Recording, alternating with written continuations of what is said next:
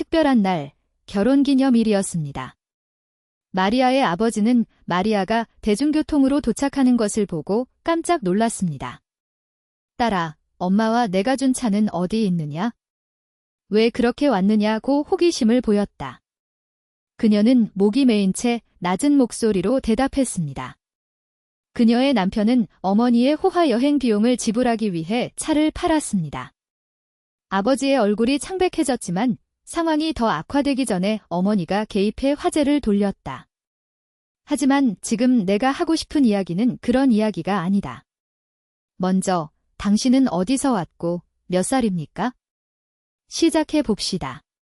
머리어의 휴대폰은 어머니가 보낸 메시지와 함께 진동했습니다. 여보, 당신과 앨릭스는 토요일 저녁 식사에 초대되었습니다. 결혼 5주년은 아무것도 아닙니다. 합당한 방식으로 축하합시다. 그녀는 그것을 읽으면서 미소를 지었지만 그 미소는 그녀의 눈에 닿지 않았습니다. 5년의 꿈과 약속이 가득한 꽃잎 속에서 반지를 교환하던 때가 마치 어제 같았습니다. 물론이죠, 엄마. 우리는 어떤 일이 있어도 놓치지 않을 거예요. 그녀는 대답했지만 의심의 그림자가 그녀를 엄습했습니다. 앨릭스는 멀리 있었고 항상 매우 바빴습니다.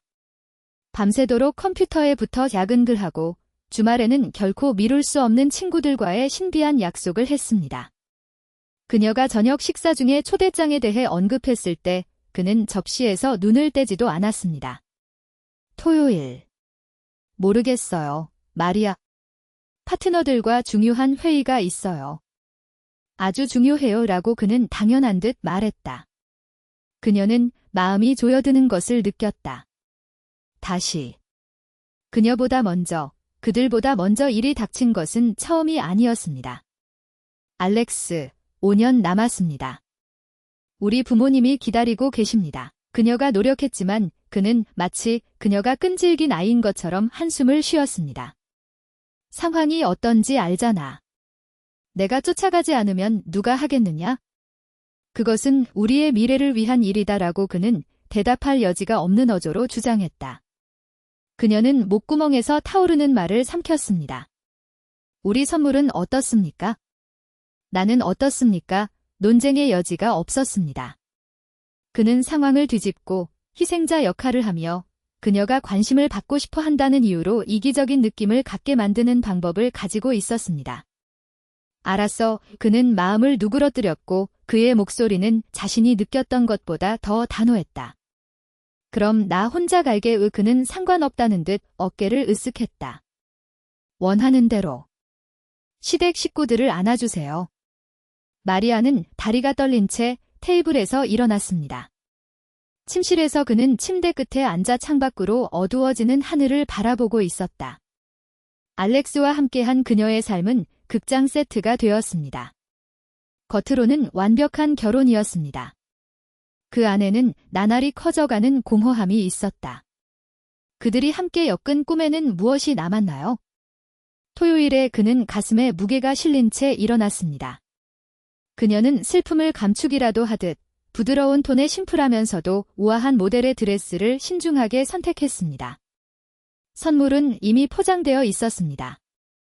그녀의 아버지를 위한 희귀한 책, 그녀의 어머니를 위한 특별한 차, 물론 앨릭스는 도움을 주겠다고 제안하지도 않았습니다. 언제나처럼. 떠날 시간이 되자 그는 가방을 들고 버스 정류장으로 갔다. 그는 택시를 부를 수도 있었지만 부모님이 결혼식을 위해 선물로 주신 차인 그 차가 사라진 이후로 돈 한 푼도 남지 않았습니다. 그 기억은 그녀의 내면을 불태웠다. 그는 어떻게 그럴 수 있었습니까? 특히 어머니의 여행 비용을 지불하기 위해 그녀와 상의하지 않고 판매하고 아버지가 승인했다고 말할 용기가 있습니까? 거짓말하다. 그녀는 아버지를 알고 있었습니다. 아버지는 그런 일에는 결코 동의하지 않으실 것이었습니다. 붐비는 버스에서 낯선 사람들 사이에 끼어 마리아는 눈을 감고 생각하지 않으려고 노력했습니다. 그는 시끄러운 음악과 자유의 느낌과 함께 자신의 차를 운전하는 것이 어떤 것인지 기억했습니다. 이제 남은 것은 휘발유 냄새와 브레이크를 밟을 때마다 갑자기 흔들리는 것뿐이었다. 내가 어떻게 여기까지 왔지? 부모님은 우아한 건물에 살았습니다. 초인종을 눌렀을 때 그는 항상 흠잡을 데 없는 어머니의 민첩한 발걸음 소리를 들었습니다. 머리카락은 정돈되어 있고 드레스는 정돈되어 있으며 미소는 복도를 환하게 밝혔습니다. 내 딸들, 그는 그녀를 꼭 껴안으며 외쳤다. 마리아는 억지로 미소를 지었다. 안녕하세요, 엄마. 아빠는 아직 식탁을 차리고 계시나요? 사위의 부재를 알아차린 올가는 눈썹을 치켜떴다. 알렉스는 어때요? 마리아는 마른 침을 삼켰다. 일하세요. 갈 수 없었어요. 이어진 침묵은 감동적이었습니다. 방 안은 시작하기 싫은 파티 같은 분위기였다. 한때 그토록 맛있었던 소시지는 이제 종이 맛이 났습니다. 평소 말이 많았던 아버지는 간신히 입을 열었고 딸의 속을 꿰뚫어보는 듯한 눈빛으로 지켜봤다. 그가 더 이상 참을 수 없을 때까지. 마리아, 차는 어디에 있나요? 길에서는 못 봤는데. 버스 타고 오셨나요? 그가 직접 물었다. 그녀는 얼굴이 타는 것을 느꼈다. 그는 식탁볼을 가지고 놀면서 아래를 내려다보았습니다. 엘릭스는 팔아요. 팔아요. 그는 말을 더듬었다. 왜? 아버지는 목에 핏줄이 돋보이면서 폭발했습니다. 어머니의 여행비를 마련하기 위해서였다고 하더군요. 게다가 당신이 허락했다는 말도 꾸며냈어요. 올가는 겁에 질려 입에 손을 얹었습니다. 상상도 없이? 마리아, 그건 우리가 준 선물이었어요. 그녀는 별것 아니라는 듯 어깨를 으쓱했다. 그는 당신이 동의했다고 말했습니다. 당신 둘 다 동의했다고요? 아버지가 테이블을 손으로 세게 내리치자 수저가 흔들렸다. 그 사람들이 나한테 말을 걸었나요? 그는 소리쳤다. 저 사람은 내 눈을 똑바로 쳐다볼 용기도 없잖아. 만약 나한테 물었더라면 난 바로 안 된다고 했을 거야? 내 거야, 딸아. 숨이 막힐 정도로 짙은 침묵이 내려앉았다. 마리아는 사라지고 싶었습니다. 그녀는 마치 자신이 배신자라도 된 것처럼 죄책감을 느꼈다. 그러나 진실은 달랐습니다. 그녀는 자신이 가진 것을 소중히 여기는 방법을 전혀 모르는 사람의 게임에 참여했을 뿐입니다. 그리고 최악은요. 이 누군가는 결코 변하지 않을 것이라는 것이 날이 갈수록 분명해졌습니다. 탁자 위에 놓인 휴대폰이 칼날처럼 공기를 가르며 진동했다. 마리아는 몸을 떨었다. 알렉세이의 이름이 화면을 밝혔고 순간 그녀는 모든 거짓말, 모든 굴욕, 관자놀이의 맥박의 무게를 느꼈습니다. 그녀는 두려움과 분노 사이에서 길을 잃은 채 부모님을 바라보았습니다. 대답하라, 돌처럼 거친 목소리로 세르게이 니콜라예비치에게 명령했다. 이 사람이 하는 말을 들어보자. 마리아가 화면을 가로질러 손가락을 움직일 때 손가락이 떨렸습니다. 안녕하세요. 그는 자신의 것이 아닌 어조로 대답했습니다. 마치 그날 밤 그들의 삶에 아무 일도 일어나지 않은 것처럼 가볍고 거의 쾌활한 어조였습니다. 이봐, 나의 아름다움. 알렉세이의 목소리가 반대편에서 독이 든 꿀처럼 달콤하고 솔직하게 흘러나왔다. 거기 괜찮나요? 재미있게 보내세요. 케이크는 맛있어야 해요. 마리아는 속이 뒤집히는 것을 느꼈습니다. 그는 아무 일도 없었다는 듯 전화를 걸었다. 마치 자기 소유가 아닌 차를 팔지 않은 것처럼 말이죠. 마치 그가 배신하지 않은 것처럼 거짓말을 하고 그의 존엄성을 몇 번이고 짓밟았습니다. 다 괜찮아. 그녀가 침을 뱉었고 이를 악물고 나온 말들 사이로 말이 흘러나왔다. 우리는 저녁을 먹고 있어요. 당신은 올 것이라고 말했다. 오, 내 사랑, 어떤지 아시죠? 알렉세이는 웃었고 그 소리는 거짓으로 편안했습니다. 여기 회사에서는 일이 멈추지 않습니다. 하지만 끝나자마자 나는 그곳으로 달려간다. 나를 위해 케이크 한 조각을 남겨두세요. 알았죠? 오지 마세요. 반대편의 침묵이 너무 갑작스러워서 마리아는 그의 심장이 멈추는 소리를 거의 들을 수 있었습니다. 여기 나타나지 마. 그녀는 반복했다. 그녀의 목소리는 이제 단단하고 유리처럼 날카로웠다. 나는 당신을 보고 싶지 않습니다. 마리아, 무슨 일이에요? 알렉세이의 마스크가 떨어졌습니다. 취했나요? 지금 당신의 부모님은 당신의 머릿속에 무엇을 생각하고 계십니까? 그녀는 응답하지 않았습니다. 더 이상 할 말이 없었습니다. 그는 재빠른 몸짓으로 전화를 끊고 전화를 끊었습니다. 장치는 마치 마지막 피리어드처럼 날카로운 딸깍 소리와 함께 테이블에 부딪혔다. 뒤따른 침묵은 더 이상 예전과 같지 않았습니다. 그것은 이전의 답답한 공허함이 아니라 새로운 것, 마침내 숨을 쉴 수 있는 가능성과 공기로 가득 찬 공간이었습니다. 올가 빅토로브나는 마치 세상을 손에 쥔 것처럼 느린 걸음으로 일어섰다. 그가 딸에게 다가갔을 때 그는 아무 말도 하지 않았습니다. 그는 단지 그녀를 자신의 팔로 감싸고 있었고 마리아는 몇 년 만에 처음으로 자신을 안고 있는 누군가의 두려움 없이 무너질 수 있다는 것을 느꼈습니다.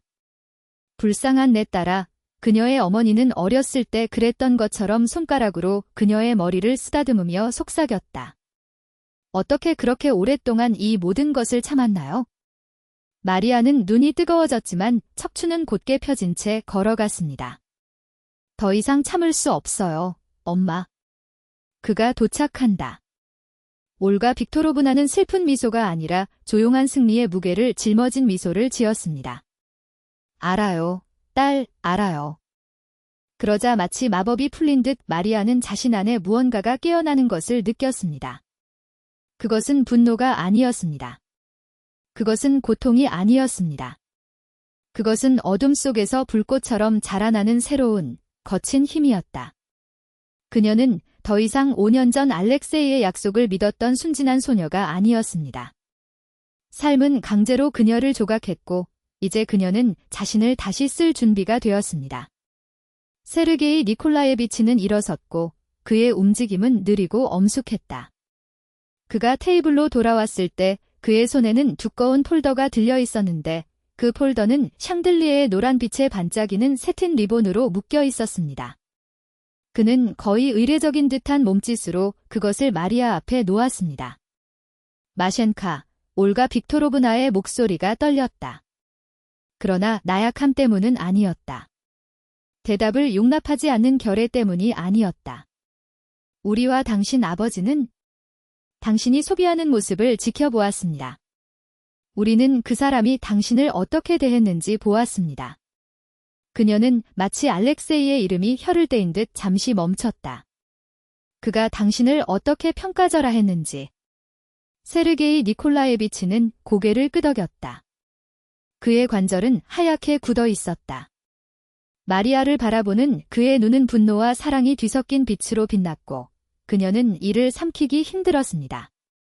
더 이상 보지 말자. 올가 빅토로브나는 떨면서도 주저하지 않은 손으로 리본을 풀면서 계속 말했다. 우리는 당신이 행복하기를 바랍니다. 자신의 삶을 선택하시기 바랍니다.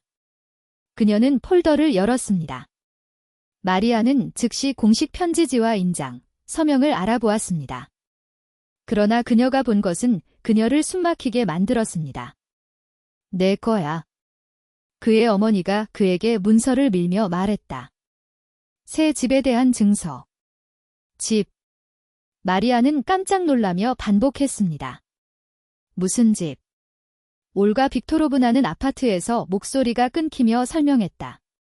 작지만 새롭습니다. 학교와 가깝습니다. 거기에는 아무도 살았던 적이 없습니다.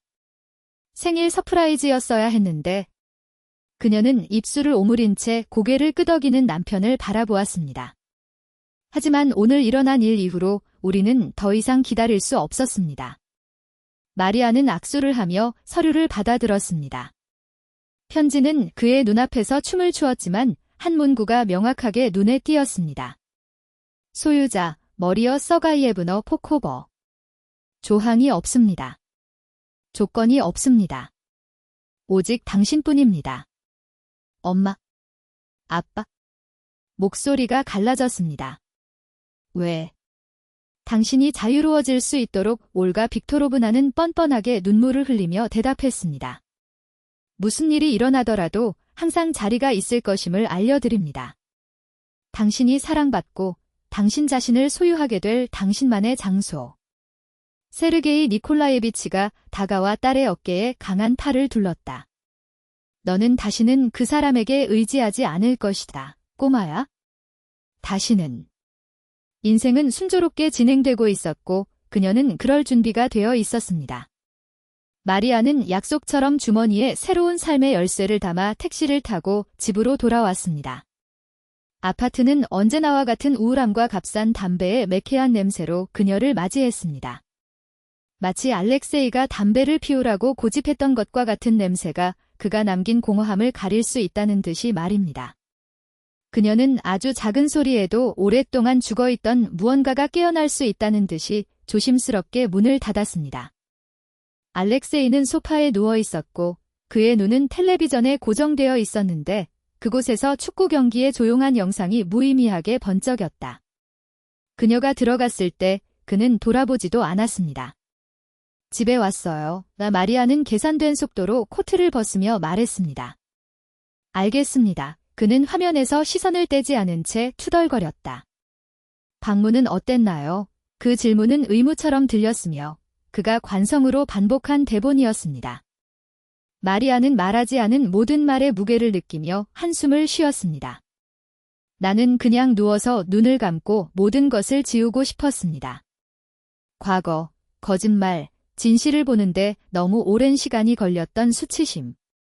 하지만 마침내 절제해야 하는 종양처럼 대화가 불가피하다는 것을 알았습니다. 그는 맞은편 안락의자에 앉아 두 손으로 가구 팔걸이를 꼭 붙잡고 자세를 꼿꼿이 세웠습니다. 마치 이번이 그가 복종적으로 그 공간을 차지할 마지막 시간임을 몸이 이미 알고 있는 것처럼 보였습니다. 그것은 생산적이었습니다. 그녀는 눈도 깜빡이지 않고 그를 바라보며 대답했습니다. 우리는 많은 것에 대해 이야기했습니다. 알렉세이는 마침내 텔레비전에서 시선을 돌렸고 그의 얼굴은 참을성 없이 얼굴을 찡그렸습니다. 그런데 무슨 이야기를 그렇게 진지하게 의논했습니까? 나의 천재인가 음절 하나하나에서 풍자가 흘러나왔지만 마리아는 미끼를 물지 않았습니다. 우리는 차에 관해 이야기했어요. 그가 단련된 강철처럼 단호한 목소리로 말했다. 그리고 그 대가로 얻은 돈에 대해서도요. 그의 시선에서 뭔가가 떨렸다. 더들 감지한 상처 입은 동물처럼 빠르고 거의 눈에 띄지 않는 그림자. 아, 그거. 그는 어깨를 으쓱하려고 했지만 억지로 나온 듯한 몸짓이 어색하게 나왔다. 이미 설명했잖아. 너희 어머니는 휴가가 필요하셨어. 어머니가 바다를 어떻게 꿈꿨는지 너도 알잖아. 오마리아는 마치 박물관 작품을 살펴보는 것처럼 고개를 기울였습니다. 그것은 실제 가치가 전혀 없는 먼 것이었습니다. 당신은 아버지가 승인했다고 말했지만 그것은 거짓말이었습니다. 그녀의 손가락이 팔걸이에 조여졌습니다. 그 사람은 몰랐어요. 강도 신고를 하더군요. 알렉세이는 진실이 사소한 불편이라도 된다는 듯 눈살을 찌푸렸다. 그래서요. 모두가 이겼어요. 어머니는 좀 쉬셨어요. 제가 재정적인 문제를 해결했어요. 그리고 나는요. 그녀가 그것을 멈추기도 전에 질문이 빠져나갔고 처음으로 그녀의 목소리에는 차분함과는 다른 뭔가가 담겨 있었습니다. 제 아래에 있는 불씨처럼 밑에서 타오르는 괴로움이 있었습니다. 내 감정은 어떻습니까? 내가 생각하는 것에 관심이 있나요? 내가 느끼는 것이 무엇입니까? 그는 짧고 건조한 소리로 웃었다. 그런 짓은 다시 시작하지 마세요, 마리아. 나에게는 할 일과 책임이 있다는 걸 알잖아요. 당신 드라마를 볼 시간이 없어요. 그것은 마치 그들의 책임비 무관심을 정당화하기 위한 또 다른 거짓말 이상의 무엇인 것처럼 항상 같은 변명, 우월감을 가장하는 같은 어조였습니다. 그러나 이번에는 그녀 내부에 무언가가 깨지지 않았습니다. 눈물도 애원도 없었고 그녀가 자신을 충분히 낮추면 그가 마침내 그녀를 만날 것이라는 오래된 희망도 없었습니다. 대신 폭풍 우 뒤의 고요함처럼 그의 가슴에는 얼음장 같은 고요함이 자리 잡았습니다. 어머니가 나에게 아파트를 주셨다고 그는 마치 날씨에 대해 설명하듯 간단하게 말했다. 알렉세이는 믿을 수 없다는 표정으로 눈썹을 치켜떴다. 무슨 아파트요? 갑자기요? 그녀는 내가 고통받는 것을 보는 것이 지겹다고 말했습니다. 마리아는 마침내 세상에서 자신의 자리를 찾은 듯 편안해진 자신의 손을 바라보았습니다. 당신은 내가 행복해지기를 바라죠. 그런데 당신은 벽이 4개 있으면 행복을 살 수 있다고 생각하시나요? 그는 다시 웃었지만 이번에는 그 소리가 마른 우물에 메아리 치는 것처럼 공허하게 들렸다. 나 없이는 당신은 일주일도 버틸 수 없습니다. 누가 당신을 지원합니까? 누가 당신의 문제를 해결할 것입니까? 그녀는 그를 바라보았고 몇 년 만에 처음으로 그가 진정 누구인지를 보았습니다. 자신의 거짓말에 갇혀있고 너무 연약해서 다른 사람을 더 작게 만들 수 있을 때만 강하다고 느끼는 작은 남자였습니다. 나요. 그는 조금의 의심도 없이 대답했다. 내 자신. 그리고 내 아버지는 그의 목소리는 마치 익사하는 것처럼 높고 높았다. 그 사람은 절도 혐의로 고소장을 제출했어요. 그게 무슨 뜻인지 아세요? 그들이 나를 체포할 수 있어요. 마리아는 완고한 아이에게 당연한 것을 설명하듯이 한숨을 쉬었습니다. 그걸 미리 생각했어야지. 나에게 거짓말을 하기 전에. 그들에게 거짓말을 하기 전에. 알렉세이는 분노가 현실을 다시 쓸 수 있는 것처럼 주먹을 꽉 쥐고 벌떡 일어났습니다. 당신은 나를 배신했습니다. 그는 입술에서 침을 흘리며 소리쳤다. 내가 그들과 공모한 거 맞죠? 늘 엄마의 딸이었고 무릎 없이는 살 줄 모르는 어린 공주님이었죠. 마리아는 마치 그가 붐비는 기차에서 낯선 사람인 것처럼 움직이지 않고 그를 지켜보았습니다. 그 사람의 비명은 더 이상 그녀에게 닿지 않았습니다. 그의 눈에는 증오도 없고 분노도 없었습니다. 마치 그가 마땅히 받아야 할 눈물을 이미 다 흘린 것처럼 먼 슬픔일 뿐입니다. 나가세요. 그는 너무 조용해서 잠시 동안 그녀의 말을 듣고 있는지 확신할 수 없었다. 무엇, 그 말은 불신으로 가득 찬 트림처럼 튀어나왔습니다. 나가세요. 그녀는 이제 아주 명료하게 반복했습니다. 더 이상 당신을 보고 싶지 않습니다. 다시는 보고 싶지 않습니다. 당신은 그렇게 할 수 없습니다. 절망이 그를 한 걸음 앞으로 내디뎠다. 마치 가까이 다가가면 그의 의지가 그녀의 의지를 압도하는 것처럼 말이다. 우리 결혼했어요. 오늘이 우리 결혼 기념일이에요. 마리아는 마치 각 동작이 해방 행위인 것처럼 천천히 일어섰습니다. 그것이 우리의 마지막이었습니다. 그가 말했고 말 한마디 한마디가 문을 닫는 것과 같았습니다. 치마. 잠시 동안 그는 몸을 긴장시킨 채 가만히 서 있었고 그의 눈에는 더 이상 그녀를 사로잡을 수 없는 증오가 스며들었습니다. 그러다가 갑자기 움직여서 그는 돌아서서 떠났고 벽이 흔들릴 정도로 문을 세게 쾅 닫았습니다. 마리아는 움직이지 않았습니다. 그는 더 이상 그에게 속하지 않은 생명의 마지막 숨결처럼 흩어지는 출입구의 메아리를 들으며 그곳에 머물렀다. 마침내 침묵이 가라앉자 그녀는 일어나 창가로 갔다. 도시의 밤이 찾아왔고 이웃 건물의 창문에는 세상의 별처럼 빛이 반짝거렸습니다. 각각의 빛은 삶이고 이야기이고 가능성이었습니다. 마리아는 차가운 유리에 이마를 대고 심호흡을 했습니다. 그것은 안도감이 아니었습니다. 그것은 승리가 아니었습니다. 그것은 더 깊고 조용한 것이었습니다. 그녀가 어떻게 느끼는지 잊어버렸던 자유의 첫 숨결이었습니다. 다음 날은 자각몽처럼 지나갔다. 서류에 서명을 하고 상자를 포장하고 전화를 무시했습니다. 물론 알렉세이는 공허한 약속, 은밀한 위협, 자신이 굴복할 수 있다고 믿는 누군가의 오만함으로 시도했습니다. 그러나 마리아는 이미 보이지 않는 국경을 넘었습니다. 더 이상 의심할 여지가 없었습니다. 이혼은 빠르고 거의 관료적이었습니다. 그는 싸우지 않았습니다. 아마도 그는 전투가 시작되기도 전에 마침내 패배를 깨달았을 것입니다.